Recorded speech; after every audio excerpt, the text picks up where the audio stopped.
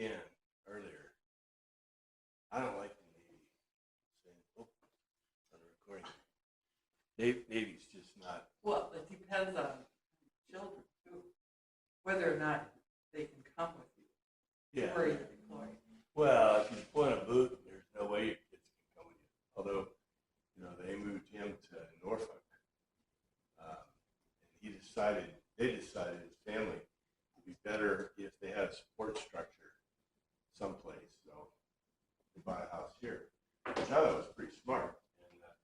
And, so hopefully he'll be into less deployment stuff, less going off on the boat stuff.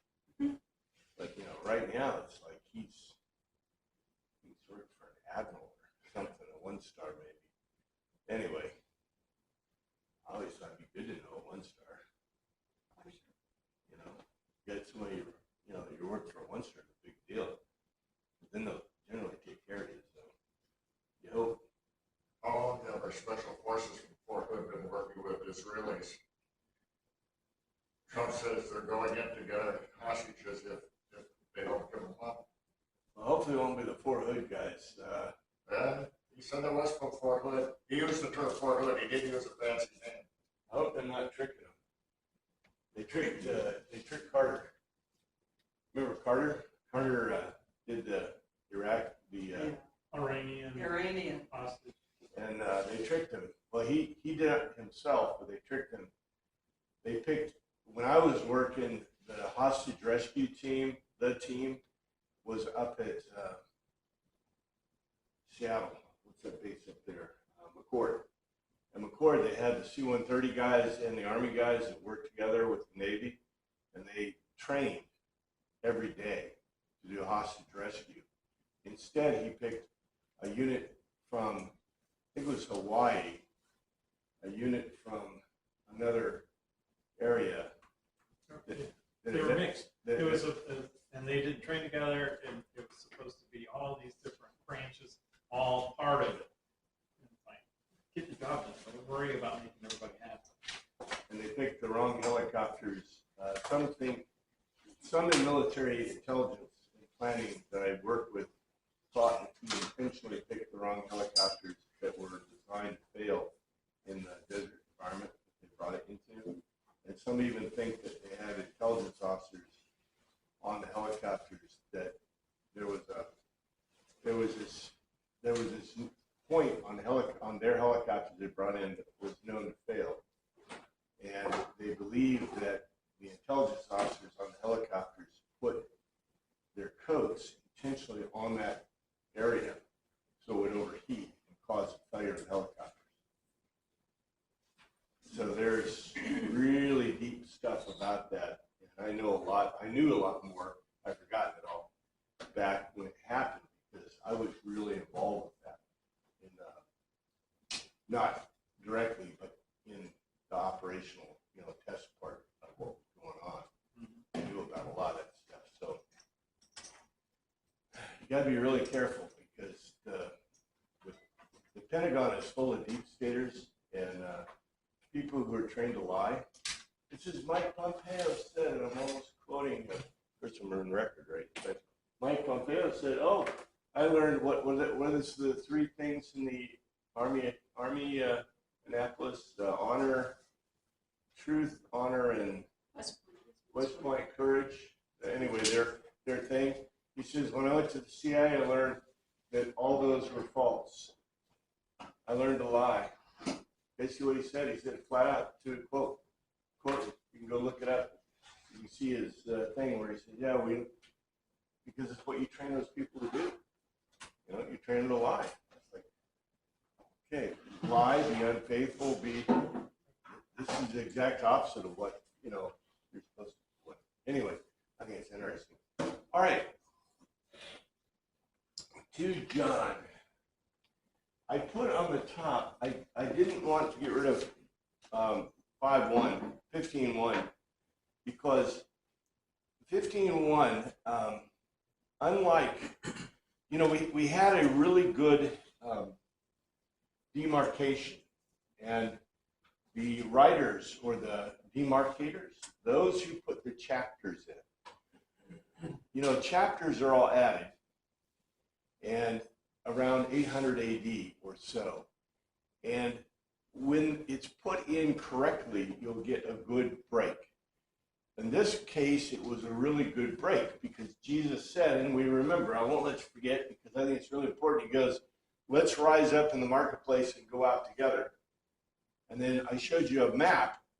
We don't know the exact details, but on that map I showed you of the city, the chart of the city, he showed the traditional areas where Jesus might have been, the Last Supper, all this stuff.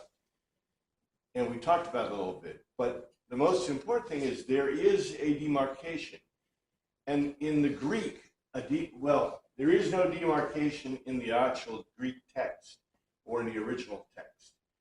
But there is a logical demarcation. A logical demarcation is Jesus had done this dialogue, this really cool dialogue, especially after getting rid of Judas Iscariot. And he had the disciples ask him questions. And it went from what I would call instructions to the apostles, to the disciples, to now, I call it warnings. They're warnings, disciples' warnings. And it's really interesting that Jesus' speech is very direct in the previous dialogue. Very direct. He's not using a lot of parabola or figures of speech that is talked about in John. Instead, he's being very direct. Then we get this, and I put the first one up there. I am the vine, the not false, and my Father is the land worker or the farmer. And then we're moving through this. And I like to, this stuff is really interesting because we saw that you have this warning about, you're going to made clean by purging. And I told you there's a dual in this. It's catharsis and there's purging, and the word is kathorai, made clean. Purging is, regurgitating or vomiting, and also that Aristotle had used that term, and I believe Socrates did too, to indicate mentally producing a great art or great literature or great things by catharsis, a catharsis of the mind. And I believe that Jesus, now, it all goes how you go by this, right? If you go by the Tübingen school, which I really despise, the Tübingen school would say Jesus was a dumb itinerant preacher that had some kind of spiritual thingy-binger, and his ideas were really good for humanity. On the other hand, we don't believe that at all. We believe, or we assert, or are convinced that Jesus is God. So if Jesus is God, which I would assert, and he claims over and over again, then he is brilliant. And I would argue that if you look at what he says, it's brilliant. So do you think that Jesus is simply talking about, when he talks about catharsis, made clean by purging, do you think he just means to prune by eliminating what's fruitless, by purifying? Or do you think he also means, just like he talked about, he just told the disciples, I make you clean by ablution, by foot washing. And because I do it, I am purging you, I'm cleaning you. And at the same time, he told them the Holy Spirit's going to come, right? And the Holy Spirit will purge them how? Mentally, intellectually. So, you can take this two ways. The Tübingen school would say, oh, Jesus was just some dumb guy, right? Maybe a rabbi guy. However, in our viewpoint, and I think John is showing us over and over again, this Jesus guy is God. And he's saying some amazing things. Look what he continues with. Now, here's the NIV. Remain in me, as I also remain in you, no branch can bear fruit by itself. It must remain in the vine. Neither can you bear fruit unless you remain in me. And, we kind of talked about that last week. Here it is, abide in me and I in you. The branch cannot bear fruit itself. It abide in the vine. No more can ye except that ye abide in me. What does it say? Oh, look how much longer this is in both the Greek and in this, a direct translation or a translation, a cultural translation. You stay in me, kego, and I. That's it, ego. That's the kego is kai, and ego, like ego imi. And I into you, just as the broken off limb or shoot is powerful a fruit to bear or carry away from itself. In case that no or not, least it stays into the vine. In this manner, not however, you, in case that not or least, to me you stay. All right, then you say, well, this is more complex than perhaps our translators translated. But let's see, if we put it into regular English, you stay into me and I into you. Just as, and by the way, it's a plural you. That's why I try to indicate, because in English, we have no idea whether the you is plural or not, right? Because you is you, and it can be a singular or plural. In Greek, it's plural, singular. It's very obvious. Just, what's that? I said y'all. Y'all, yeah, y'all. No, it's all y'all. All y'all. All y'all. South, it's all y'all. Or in the, upper Midwest, it's you guys. Or yuns. Or you in Pennsylvania, say you guys. You guys. Use guys, right? Yeah, why do we lose all these great forms, right? So then I have to indicate with a P. I usually like to do that to make sure you see it. I into you, not a singular, but a plural. Just as the broken off limb or shoot is not powerful a fruit to bear from itself, in case that it does not stay into the vine in this manner. Not, however, you encase that into you do not into me you do not stay. So, our writers try to do it, but if you look at this, you can see that it's a Greek argument. It's a Greek argument. You stand to me and I to you, just as in the same manner as the broken off limb or shoot can't basically bear a fruit by itself, in case that it does not stay into the vine in this manner. Not, however, you in the case that you into me do not stay. And I told you, we have Jesus demarking, or when he says in this manner, he's trying to express to them. We're euphemistic in our nature, right? Our language is euphemistic. The way we understand things is very euphemistic. So if I were to tell you that I'm the vine, in English you go, oh, okay, cool. I get this. You're giving me a euphemistic or what would you call that? A figurative use, right? It's a figurative use. And I say, well, just like the vine. Now, Jesus is trying to be very clear to them that it's the physical, right? It's not just physical, it's in the manner that. So it's the mind, it's the mental, it's the being convinced. It's not just a physical envelopment, right? And going on and saying that God is the farmer. I think what he's trying to do is he's trying to express a Greek argument in a figurative sense. And I think that makes a lot of sense. Like I said, to us, this makes sense. I'm not sure if the apostles quite get it. But in this whole dialogue, they're unusually quiet. They say, is that because they're confused? They're just not talking? or is it the environment? Is it Jesus like speaking, to the group? And I think it may be all three. I think, I told you, they're all together, and then Jesus says, let's rise up in the marketplace, and let's go together. And so he is walking now, I believe, I would say, through Jerusalem either toward the marketplace or in the marketplace, and he's talking. So there's really no opportunity for the apostles to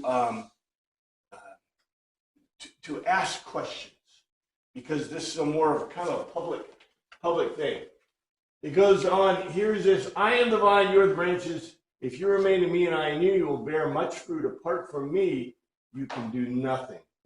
And I think this is that argument. When we put this into a synopsis, when we put this into an outline, I think the argument will become very obvious. He says, I'm the vine. If you stay with me, obviously not physically, but mentally, then you'll bear fruit. Without me, you can't bear fruit. And it makes if A equals B and B equals C, then A equals C kind of argument. But also, again, what does it really say? I'm the vine, you're the branches, he that abides in me and I in him, the same bringeth forth much fruit. But without me, you can do nothing. Ego eimi. Wait a second. He said it twice. Isn't that interesting? That's why I put in here, it's 15:5. I am the vine. I'm the vine. You, the clemata, the branches. The he's staying in to me, and I to him. He bears or carries a fruit, much or many. That is because at a space apart, a chasm of me, no or not, you are powerful to make or do nothing. And this is really moving. Now we would say, get to the point, Jesus, but I think he is. I think, again, he is developing this argument. It's a beautiful Greek argument using this idea about the vine. I'm the vine, you the branches, he stay into me, and I into him. He bears many fruit, because at a space from me, you are not, at a space with a chasm from me, you are not powerful to do nothing. Of course, in English, we wouldn't say that, right? Not do nothing. We'd say that's a double negative. But in the Greek, they don't believe in double negatives. They're not playing the Boolean math game, right? In Greek, it means really nothing. Can't do nothing. If you do not remain in me, you're like a branch that is thrown away and withers. Such branches are picked up, thrown into the fire, and burned. Okay. We're going to get back to the nice message of Jesus, but I really think it's interesting. What did I say in the NIV? I'm not going to go back into the thing, but the NIV says, calls this the vine and the branches, right? This is not the vine and the branches. This is a warning. Before Jesus was really, he washed their feet. He said, if you let me wash your feet, then you're part of me. If you keep if you guard what I tell you, then you're convinced. All this positive, all this goodness. The biggest thing he says that really got them is, but you got to love like the gods. And they're like, right? They go, okay, that's a qualifier. It's really a hard qualifier, but we're going to skip. If you notice, it kind of didn't even ask about that. It just kind of skipped it over. But then Jesus gets into this. And then he says this. If a man abideth not in me, is cast forth as a branch and withered, and men gather them and cast them. Not just men gather them. That's interesting. Let's see what it says in the Greek. In case that, not release, a certain one or thing, anyone, it stays in me, is thrown outside of doors. Wait a second. Where did we hear this before? Do you remember this? The exo, we didn't get this exactly, this word to throw, this is balo. Basically, the balo is thrown outside of doors. He's going to make it really clear. How which a broken off limb or shoot and is shriveled, matured, and synagogism, they led together, the Jewish led gathering, the synagogue, them enter into the fire of Zeus, they throw, balosin, that's balos, right? Balo, and is set on fire. Okay, look, we go from 2 lines to a bunch of lines, but this is a huge statement in the Greek.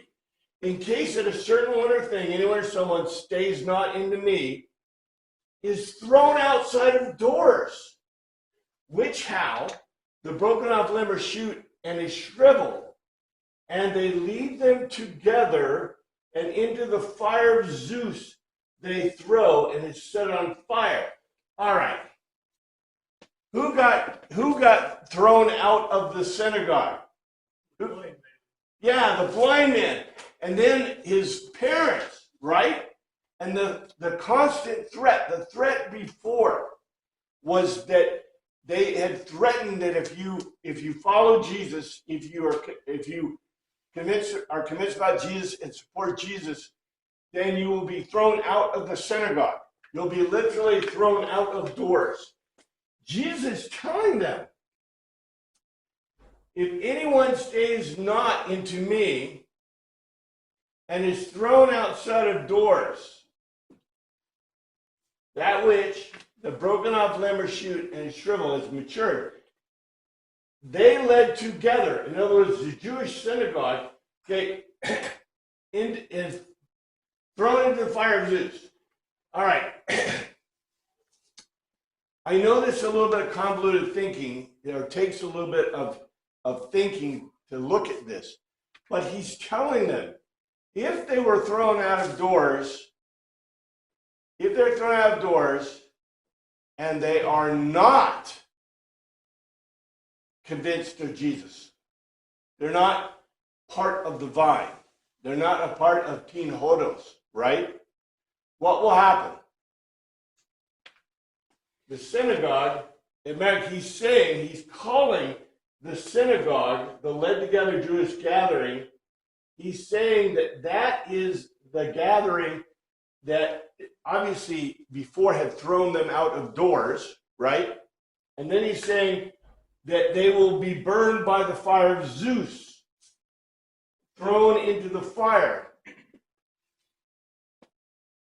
I don't know if you're getting this, but you see what Jesus is saying?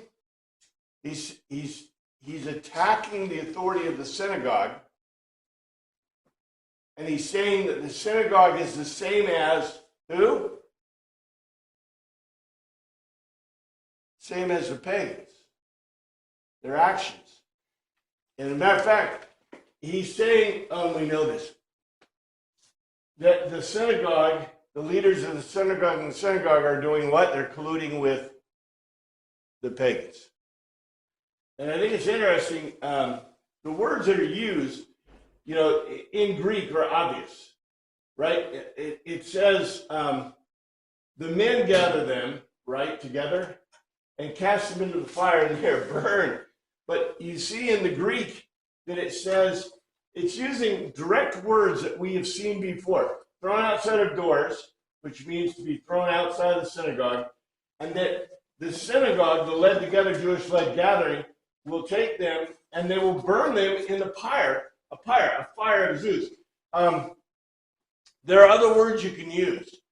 I've told you before, remember the word for fever in Greek is fire of Zeus, a fire of Zeus. So it's just really interesting. So, Jesus is telling them, taking the evidence, the statements of the past, and he's basically correlating and putting them together in this dialogue here about the vine and the branches. I think it's really interesting. I'd love to see their faces, Yeah, that they, when they heard this. I mean, this couldn't have been a very positive message for them. I think it's really negative, and I think that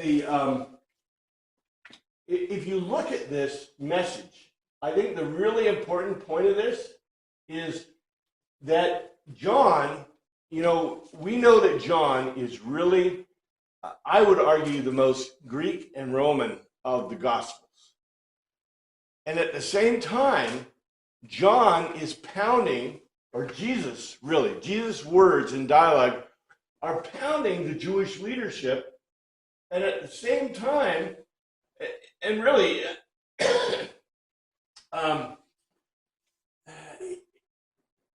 okay, who is throwing who outdoors? It was the synagogue, right? The Jewish leadership that threw them out of doors to begin with. If you're not connected with Jesus, then what happens? The fire of Zeus. And who's burning the fire of Zeus? The Jewish-led dudes. Okay, that is a pretty strong statement. To the readers or the hearers that are Greek and Roman, what does this equate? The leaders of the synagogue with the leaders of the pagan community, right? It's equating them together. And yet, the at fault are the ones who kicked them out of the synagogue. Now, our readers or hearers were not kicked out of synagogue. They may not have been allowed to be part of the synagogue, right? Because this is late. This is around 90 AD. So 90 AD, Paul, a lot of the synagogues have closed the doors to the Teen Hodos and to the Teen Hodos pagans, especially the pagans. And yet the pagans, they said, you can be part of Teen Hodos. Do you have to be circumcised? Nope, you don't have to be circumcised. Even the Council of Jerusalem said you don't need to be circumcised to be part. So you've already got this huge, this movement. It's a huge movement of Jews, Messianic Jews, Jews that have accepted the idea of Christ, and the pagans who love this idea of mysterion, where you tell me the mystery to begin with. I don't have to wait 30 years to figure it out. And they are not in synagogues. They've been cast out of the synagogues. Where we know they're worshiping, we know they're worshiping in the Asclepions, the temples of Asclepius. They're making the first hospitals where people are actually taken care of for their illnesses. They are meeting in the shulas. We know that too because Paul mentions it. It's mentioned in Acts that they're meeting in shulas. We believe that they might be. Remember when we read or looked at Hebrews, and it mentions the gymnasiums. Wow, if they're in the gymnasiums, that's pretty cool. We don't hear it. We get side notes of it in the Gospels, but we know that they were meeting in the caverns of Mithrin, in the temples of Mithras. The Mithras worship was always done in caves. And Jesus gives us a beautiful clue. I love that clue. Don't put your light under a bushel basket. Because the Mithrans would do that. They would take their light into the temple, to the Mithrin temple, and they would reveal the light, and everyone would reveal it together. And it was the ceremony of light. Ooh, wait, where have I heard this before? Oh man. How much you want to bet that the Mithrin Hestia worship, Easter worship, was just that? And then what do? I think it's great. We've appropriated their symbols, their ideas, and guess what? They work really cool in Christianity. We don't hide it under a bushel, which is probably a good thing. Jesus wouldn't like that. But we light it, right, in the service. We light it, the light of Christ. And the fact that John uses that over and over again, right? in case that a certain one or thing stays not into me, is thrown outside of doors, which is what happened. Which how the broken off limb or shoot and the shriveled, led together, and into the fire of Zeus they are thrown and set on fire. All right. If you remain in me, and my words remain in you, ask whatever you wish, and it will be done for you. We heard this, right? We heard this in the last dialogue, except it's more explicit. Jesus did not make it quite as explicit as this. You abide me, and the words abide in you. You shall ask what you will, and it shall be done unto you. In case that you stay into me, and the utterances, this is really interesting. In all the other words that John uses, John talks about mostly the Lego, right? The logical argument. He talks a lot about the Lelo. Yeah, Lelo. Very good. Lelo being, conversational speech, or we translate it preaching, but it's really not. It's conversational speech. In this case, the word used is ramata. Ramata, I translate utterances, but it's really stories. When you see ramata, and the word that's not used is femi. Femi means opinion. Jesus doesn't care about opinions, about your opinion or my opinion, right? He's telling you the flat out dialogue. But it's really interesting that the word used here, of course, it's translated my words. Okay, so we got logos words, ramata words, we got, femi words. They're all words, right? Oh, it's what you say too. Anyway, stories of me into you should stay, which what the whole word, in case that you desire, you shall ask, and it will cause to be to you. Okay, what does it say? In case that you stay into me, and my stories, my utterances, my stories into you should stay. In case that what you desire, you shall ask, and it will cause to be to you. The translation, okay, abide in me, yeah, words abide in you. You stay into me, and my utterances into you. So,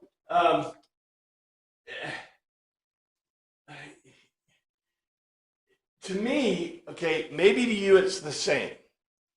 To me, it's really different. If I look at the King James or the NIV, and it says, okay, if you abide in me, and my words abide in you, you ask, and it shall be done to you. However, when it says, in case that you stay into me, abide, okay, stay about the same, and my utterances into you should stay. All right, what does it mean if I say my utterances, my stories should stay in you? What do? You share with others what he's been telling them. Yeah, and you memorize them, right? You memorize them, you have them. Remember, he told us, and he's going to repeat this, it's really cool, but he says the Comforter will remind you of all those things that I told you before. And I think what he means is, and to us, I don't like the word stories at all. When we, I don't like to even say we're going to, the stories of Jesus or Jesus' stories. I like to say the histories or the accounts, right? But Jesus is telling them something else here. He really does mean the stories, the utterances. In other words, in the other Gospels, it calls them parabola. In this one, and I wish I could remember what the word was because it uses it once or twice and that's it. It uses it about Lazarus and talks about figures of speech. It's not really figures of speech, though. In Greek, it's not myth, but it's a similar word. It doesn't mean made up stuff. It means like parables, like we think of parables. The Greek idea or word parable doesn't really mean what we kind of assert it to mean. However, Jesus is talking both about parables and about what we would call parables. That is, what do we call parables? A metaphor or a story, where Jesus in the Greek would say a parable is a logos with a singular telos. So it could be a true story, it could be a made-up story. It doesn't matter. The story, it's like Aesop's fables, right? Whether the story is true or not, when you start talking about foxes and bunnies talking to one another, yeah, you know it's kind of a made-up story, right? But when Jesus gives us a parable, it has a foundation. Is it true or not? We don't know. But the point of it is it's meaningless in the sense of reality. I mean, it may be real, that's cool, but what really is important in the Greek sense, or in the Jesus sense, I would say, is that it's a logos with a singular telos. So we're supposed to walk out with some knowledge. In this case, Jesus isn't talking. He doesn't say parables, he doesn't say logos, he doesn't say a logical argument. He says the utterances, the stories, the things I told you, which probably goes more to what they're doing in Chosen, right? In the Chosen, okay, nobody's walking around books. They have books or things down. Okay, I'm not going to disparage. I think it's really cute and cool, but it obviously shows the great lack of historical understanding. But they're trying to. Did Matthew have like a wax tablet or something he was doing? Notebook he was writing in. They had a book. I thought it was something else. That he had a different kind of tablet because he didn't have the. But what got me was when they were like posting the flyers. Yeah. For Jesus, or when I'm like, yeah, okay, nope, sorry, that did not happen. Yeah. I mean, maybe they put one up in the city, but like they weren't handing them out to everyone. Like it should. Yeah. Well, it's really unlikely they would put them up because remember, ancient word writing is mnemonics. So if you posted it right, you'd have to have somebody standing by it and saying what it says. Did the Romans post things though? I mean, they posted orders and announcements and things like that. Well, they posted above Jesus' head. Well, that was, yeah. Okay, this is a great question. Is there signage? Most signage, anybody been to Pompeii? Okay, what's the signage in Pompeii? Most of it. Pictures. Pictograms, pictures, not words. Isn't that interesting? Yes, ma'am. I thought that parables were an earthly story with a heavenly meaning. Is that kind of like? That's what we say. Okay. Is that what we say? That's what we say, and I would, as from a Greek kind of standpoint, this is part, and I think you're right on. That's right. That's what we say, right? A heavenly story with an earthly meaning, or a earthly story with a heavenly meaning, right? Which is cool because we do that a lot, right? We have earthly stuff that represents, heavenly things, and that's a goodness. I want to not change that so much as I would like our thinking to be that these are a logical argument, the story, a logical argument to a singular telos. And the reason is not to change the idea, but rather some of Jesus's parables aren't necessarily have a total heavenly meaning. They may have a moral or ethical or a logical, I would say logical, a reasoned meaning, right? And not just about the heavenly. Some of it's totally about the heavenly, but some of it is just about, stuff, right? And I would argue that it's that logical argument. So to get out of the to dig us out of the Tertullian, fallacy maybe? Because in Tertullian they say logic, truth doesn't matter. What matters is faith and belief. Like, Jesus really did die on a cross. Jesus really was on earth. Jesus really did say these things. It's not the Jesus seminar trying to figure out what did Jesus say. You see what I'm saying? So I've got all this great data. And so I don't disagree with you, and I think it's not a bad thing to continue to express. However, I do like, if we move it to the sphere of a Greek dialogue, what did we just do?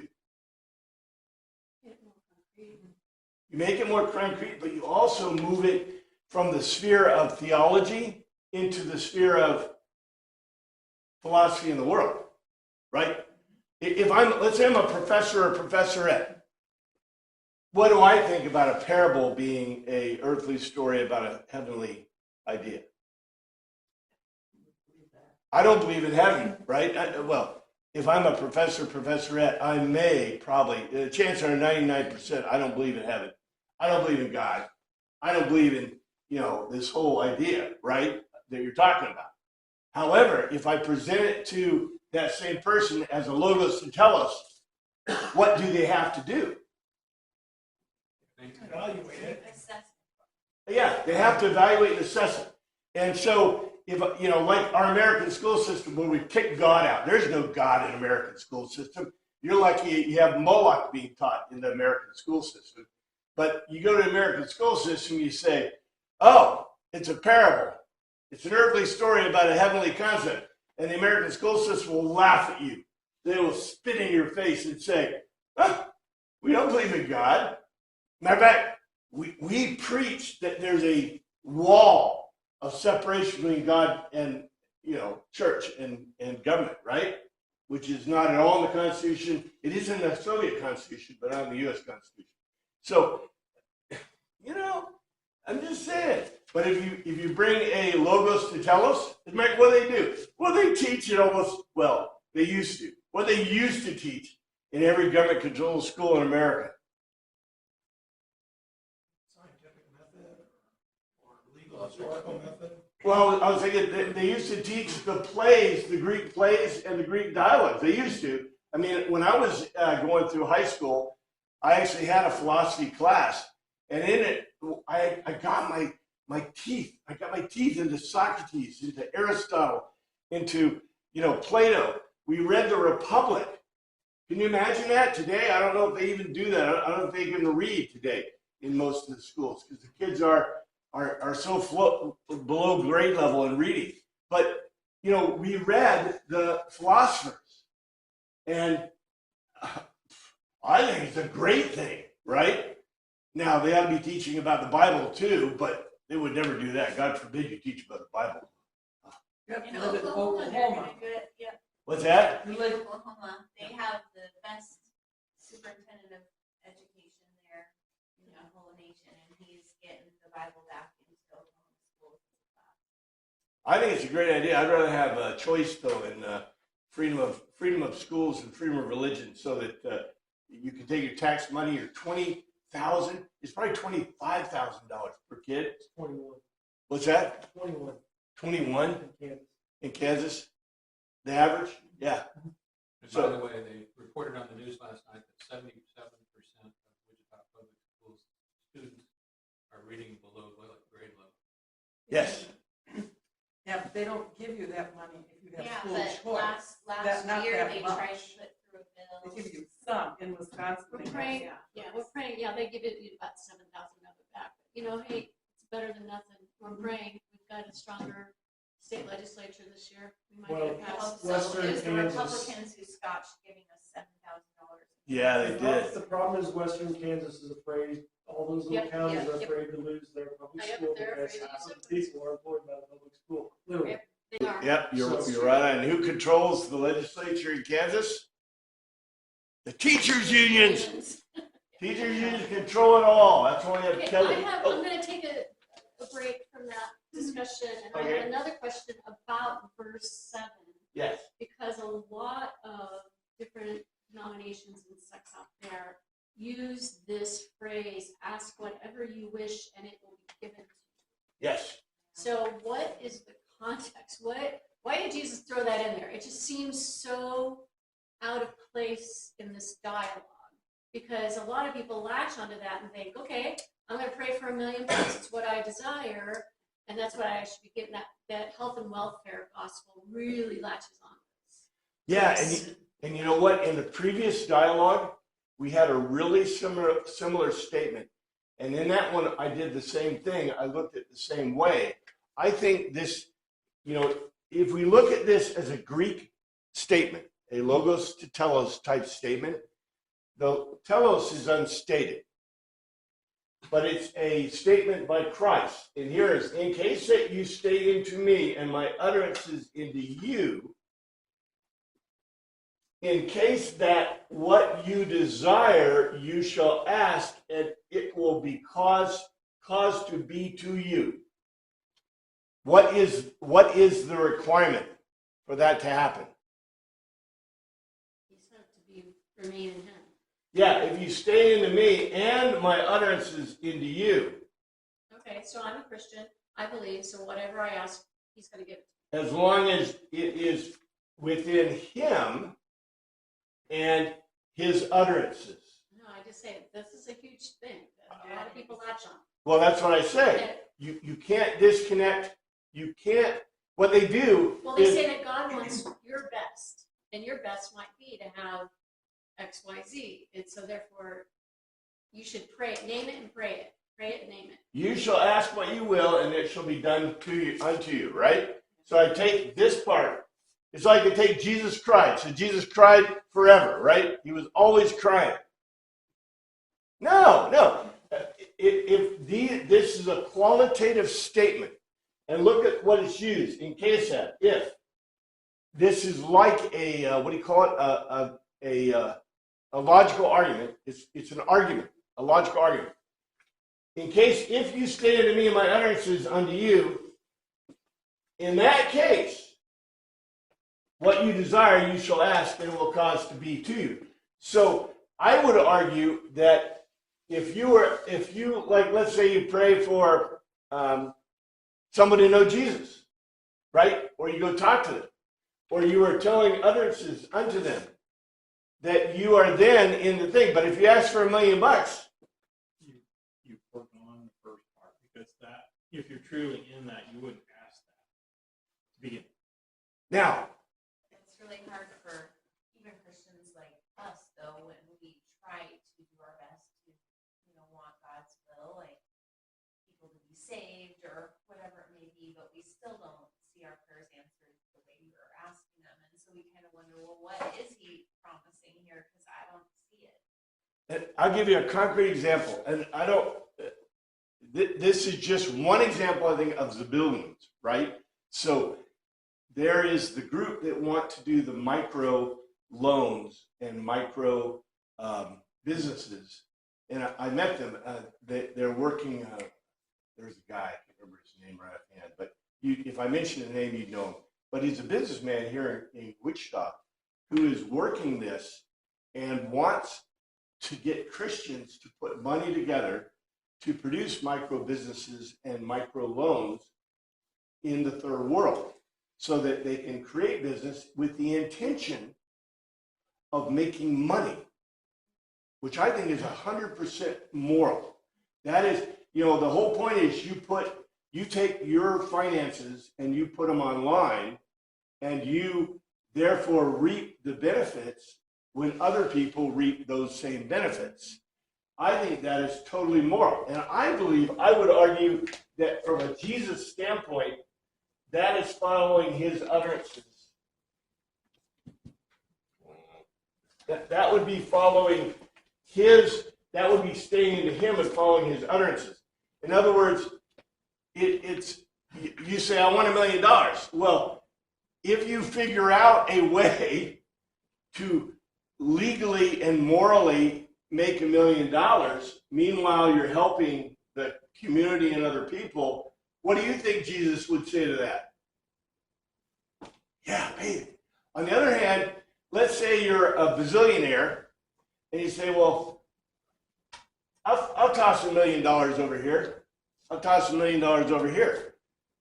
Toss $1 million over here. You may be like Bill Gates, you know, aiding and abetting the murder of millions of children by using malarial treatments that really don't work.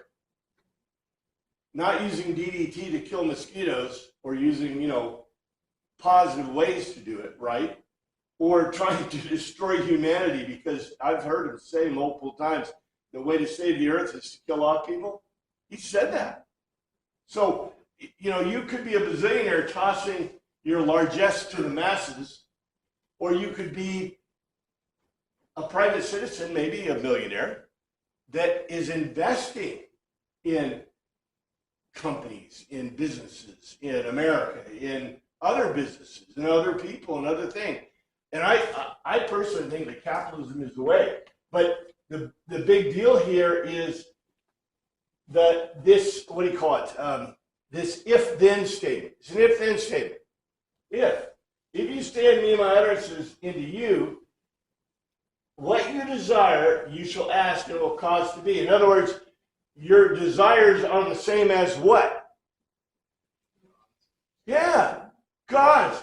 And we'll get even more than that. And yes, if you take the stuff out of context, and here's the context. Even in English, this is my Father's glory that you bear much fruit, showing yourselves to be my disciples. Okay. What am I praying for? What am I asking him for? That I do better. Yeah, I'm bearing fruit. To hit the mark. To hit the, oh, yeah. I even like that the best, because I was thinking about that today, right? The big deal, okay, about, for example, in the Old Testament, the morality of the Old Testament, to hit the mark, was to not sin, not to do the sins. But all have sinned, right? I was thinking about Gomorrah and Sodom, and the fact they couldn't find a righteous man. Well, can you find a righteous person anywhere? No, it's impossible. Well, if you were in Sodom and Gomorrah, it's like, you know, and is Abraham a righteous man? Not of himself. Huh? Not of himself. He thought he was, right? My point, though, is this. We achieve righteousness, and I think this is where the New Testament and Paul and all that stuff comes together. We achieve righteousness by attempting to hit the mark. And the fact that we don't hit the mark of a righteous thing, you know, doesn't mean we're aiming for sin, right? We're aiming not to sin. We're aiming to do what God wants. These utterances, this is my Father's glory, that you bear much fruit, showing yourself to my disciples. Let's see what it says in Greek. Here's the King James here. It's my Father's glorified, that you bear much fruit. All right. The fact that he used the term glorified, we know that's doxa, right? So we know he's talking to the Romans. Into him, he was ascribed weight by recognizing real substance, doxa, the Father of me, in order that much fruit, much, you should bear or carry, and you may cause to be to me learners. Into it, my Father was ascribed weight by recognizing real substance, in order that much fruit you should bear, and you may cause to be my disciples. To me, disciples. Okay. This is, if someone gives you the health and welfare gospel, the answer to the question is, what does it say? What does it say in the dialogue? What does it say in this statement that Christ is making? Of course, I'll give you whatever you want. I'll give you what you desire if you stay in me and my utterances. And the reason that I'll give it to you is my Father ascribed weight, doxa, in order that much fruit you should bear, and you may cause to become me disciples. In other words, if you say, I want $1 million, or you pray for $1 million, why should you be praying for $1 million? That you could use it to glorify God. Yes. I think this is kind of a continuation that maybe answers some of the questions. This whatever you wish that'll be done for you is just, it's whatever glorifies the Father. So what's interesting to me is, and they make fun of them. They make fun of them all the time. So you get the people, the Eagles guy that came out and said, I give glory to God that we won the Super Bowl. And they make fun of him. But actually, that is the point, right? Now, I hope that that guy, that person, does more with his life, his money, his stuff than most football players. Most athletes get millions of dollars, and by the time they retire, they're broke. They're Or in destitute. jail or dead. Yeah, they're looking for you to give them more money because they spend it all on big parties and drugs and other things that are not very nice. But anyway, but you get people in the business that are Christians that state, that they're glorifying God. And you pray that their whole life and all they do. So maybe they prayed, to be a great athlete, or at least they work to be a great athlete, right? And God let them have their desire, their heart, so he could be glorified.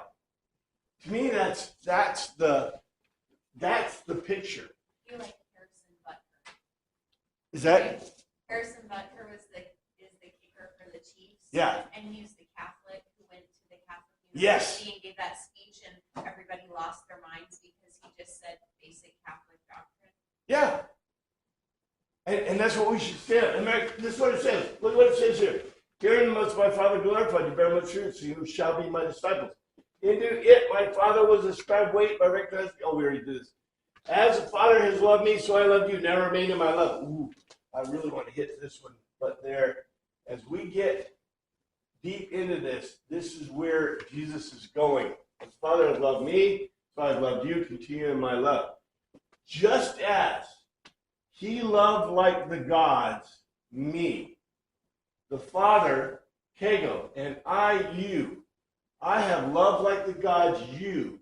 Stay to the love like the gods to me.